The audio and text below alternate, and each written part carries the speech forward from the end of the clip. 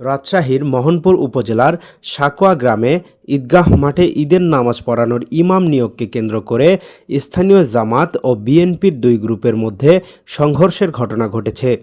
এতে আলাউদ্দিন নামে জামায়াতের এক কর্মী নিহত হয়েছেন। শনিবার রাত ৮টার দিকে মোহনপুর উপজেলার সাকোয়া এলাকায় এ ঘটনা ঘটে। পুলিশ ও প্রত্যক্ষদর্শীরা জানান, শনিবার রাত ৮টার দিকে সাকোয়া ঈদগাহ বড় মসজিদে তারাবির নামাজের আগে ঈদের নামাজ পড়ানোর ইমাম নিয়োগ নিয়ে একটি আলোচনা সভা অনুষ্ঠিত হয়।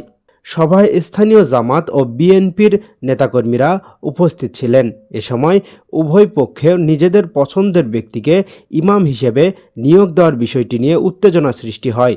এক পর্যায়ে দুই পক্ষের মধ্যে হাতাহাতি শুরু হলে সংঘর্ষের রূপ নেয়। সংঘর্ষে বেশ কয়েকজন আহত হন।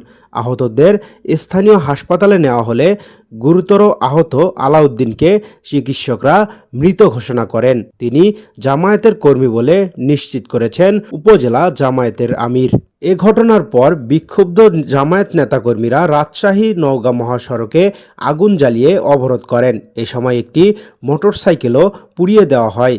পরিস্থিতি নিয়ন্ত্রণে আনার জন্য ঘটনাস্থলে অতিরিক্ত পুলিশ মোতায়েন করা হয়েছে। জাকারিয়া আল ফয়সাল, ডেইলি সিটিজেন ভয়েস।